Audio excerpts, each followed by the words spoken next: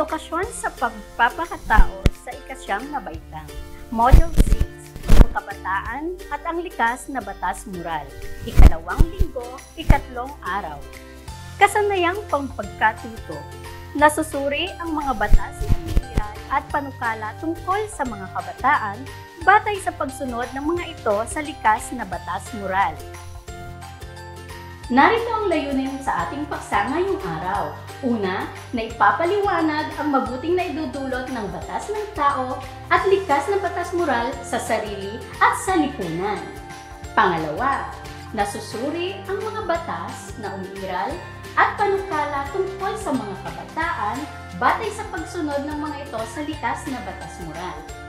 Pangatlo, napapahalagahan ang likas na batas moral sa pamilya, sa sarili, at sa ating kapwa. Bago tayo magsimula sa ating aralin, maghanda muna para sa paunang pagsubok. Sa bawat katanungan, bibigyan ko kayo ng 5 segundo upang sagutin ito. Panuto, isulat ang titik ng wastong sagot sa mga sumusunod na tanong. Number 1. Ito ay isa sa mahalagang sangkap ng lipunan para sa katahimikan. Ang paglabag sa patakaran o alituntunin nito ay may kaakibat na parusa. Ano ito? Letter A. Mga batas ng lipunan. Letter B. Likas na batas moral. Letter C. Batas trapiko. O letter D. Batas militar.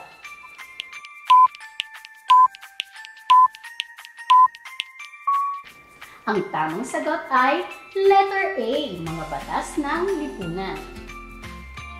Number 2. Paano mo masasabing tama ang isang bagay o desisyon? Letter A, ito ay naglalayon na mapabuti ka. Letter B, kapag naging masaya ka sa resulta. Letter C, kapag nasabi mo na ang iyong saloobin. Or letter D, ito ay depende sa sitwasyon, pagkakataon at panahon.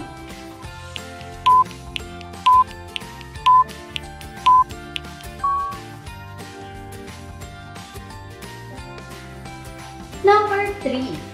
Ito ay isang uri ng batas na naglalayong mapabuti ang bawat individual sa kanyang pakikitungo sa kapwa. Letter A. Batas trapiko. Letter B.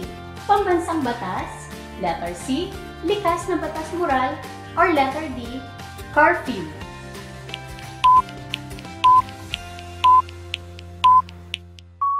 Ang tamang sagot ay letter C, likas na batas moral. Number 4. Ang mga sumusunod ay hakbang upang matutuhan ang likas na batas moral maliban sa isa. Ano ito? A.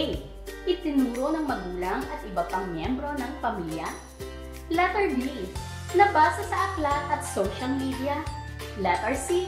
Ibinubulong ng iyong konsensya. Letter D. Impluwensya ng barkada.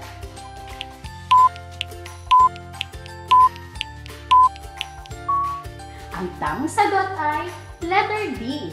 Impluwensya ng barkada. Number 5. Bakit ginagamit ang isip at ang puso sa pag-alam ng mabuti? Letter A. Upang mabalanse ang tama at mali. Letter B. Upang maisagawa ang lahat ng nais. Letter C. Upang magkaroon ng sariling desisyon. Letter D. Upang maiwasan ang makasakit ng kapwa.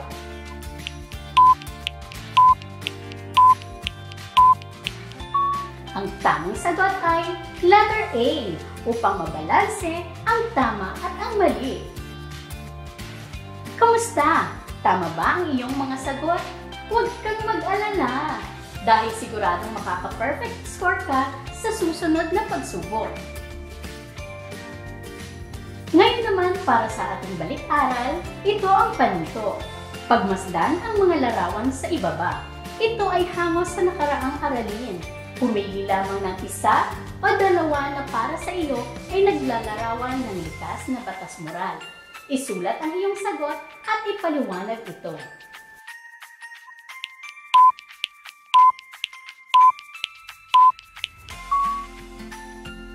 Ang aking napiling larawan ay ang isip at ang puso. Dahil sa paggawa ng anumang bagay, marapat na gamitin natin ang ating isip at ang puso upang matimbang ang desisyon. Kung makakabuti ba o makakasama ang gagawin sa iyong sarili at sa iba. Panuto, bilugan ang titik ng mga pagkakatulad ng likas na batas moral at mga batas sa ating lipunan. Letter A, nagiging makatao ang isang individual. Letter B, dililitis sa korte ang nagkasala. Letter C, napapaunlad ang mabuting pakikitungo sa kapwa. Letter D, nagkakaroon ng pagkakapantay-pantay. Letter E, galing sa Diyos. Letter F, nagkakaroon ng kaayusan at kapayapaan sa lipunan. Letter G, may katumbas na parusa kapag nilabag. Letter H, inuusig ng konsensya ang nagkasala. Letter J, ginawa ng mambabatas.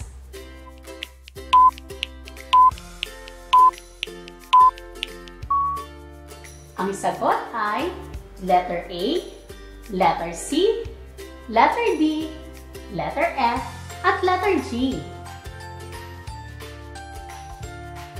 Para sa susunod na gawain, panuto, bilugan ang titik ng mga pagkakaiba ng likas na batas moral at mga batas sa ating lipunan. Letter A, nagiging makatao ang isang individual. Letter B, nililitis sa korte ang nagkasala. Letter C, napapaunlad ang mabuting pakikitungo sa kapwa. Letter D, nagkakaroon ng pagkakapantay-pantay. Letter E, galing sa Diyos. Letter F, nagkakaroon ng kaayusan at kapayapaan sa lipunan. Letter G, may katumbas na parusa kapag nilabag. Letter H, inuusig ng konsensya ang nagkasala. Letter J, ginawa ng mambabatas. Letter I, napapangalagaan ang ating karapatan. Meron kayong 5 segundo upang piliin ang inyong kasagutan.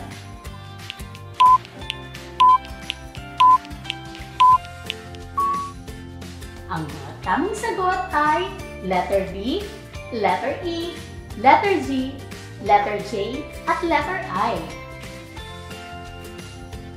Nakita natin ang kaugnayan ng batas moral at batas sa lipunan sa nakalipas na gawain.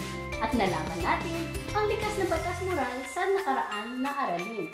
Ngayon naman ay aalamin natin kung ano nga ba ang batas ng lipunan.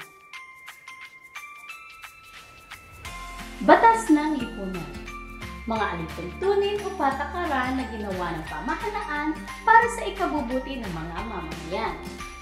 Ito ay mahalagang paraan sa pagpapanatili ng kaayusan sa isang lugar o bansa. Ito ay nagsisilbing proteksyon ng tao laban sa pang-aabuso at tumutukoy din sa mga obligasyon at mga bagay o gawain na dapat iwasan ng tao katulad ng pagpatay, pagnanakaw at pang-aabuso. Ito ay naayon sa karapatang pantao. Bawat pagsunod sa batas ay nag-iwas sa atin sa anumang sakuna at di magandang pangyayari. Nagbibigay din ito ng katahimikan ng damdamin at kapanatagan ng ating isipan. Panuto, masdan mo ang mga larawan sa ibaba. Piliin at lagyan ng check ang mabuting epekto nito. Number 1, ang pagtatapon ng basura sa wastong lagayan. Letter A, ito ba ay kalinisan at kalusugan? Letter B, pagod at aksaya sa oras? Letter C, pagkakaroon ng baha.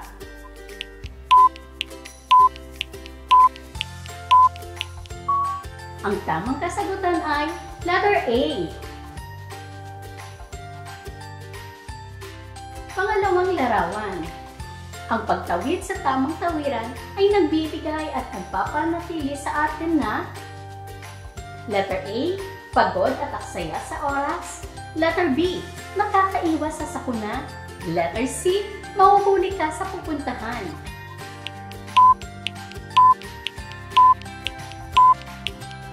Ang tamang kasagutan ay letter B. Ikatlong larawan, ang pagsusuot ng face mask. A. Napapanatiling ligtas sa virus. B. Maiinitan ka lamang. Letter C. Mahihirapang huminga.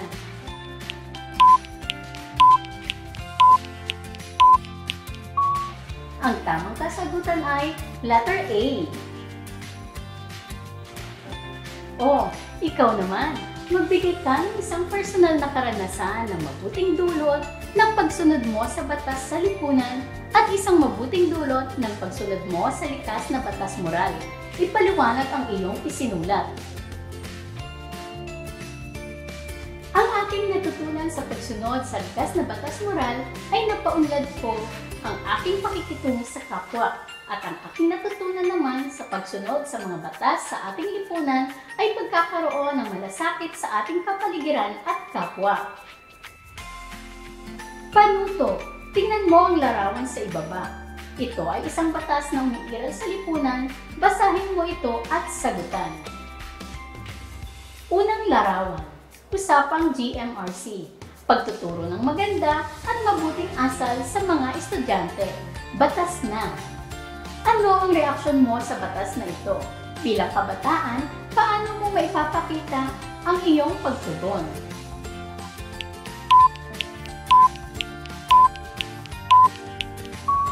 Maganda ito para sa kabataang tulad ko. Dahil magsisilbi itong paalala na ang kagandahang asal ay dapat isabuhay at huwag kalimutan. Number 2. Parents Welfare Act of 2019. Sa isinusulong na batas, nais ni Senator Lacson na maparusahan ang mga anak na nag-aabandona sa kanilang mga magulang. Ano ang reaksyon mo sa batas na ito? Bilang kabataan, paano mo maipapakita ang iyong pagtugon?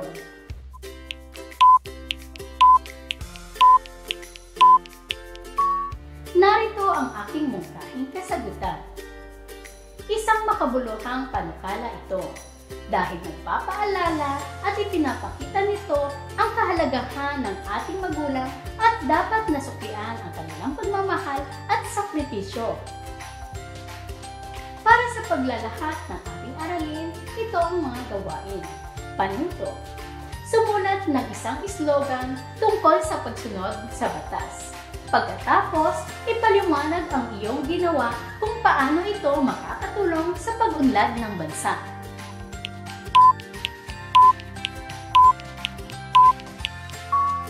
Narito ang aking mga mungkahing kasagutan.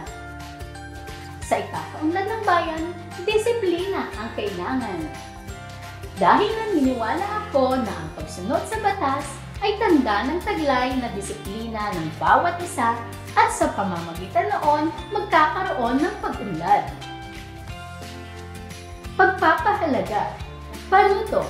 Sumulat ng isang maikling panata o pangako sa iyong sarili tungkol sa pagsunod mo sa batas sa lipunan at sa likas na batas moral. Basahin at gawing gabay ang halimbawa sa ibaba.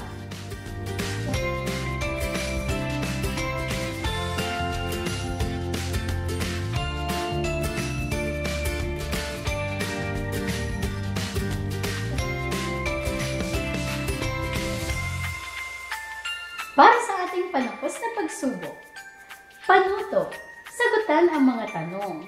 Maaari mong i-pause ang video upang mapili ang wastong sagot sa loob ng kahon at isulat ito sa bawat patlang.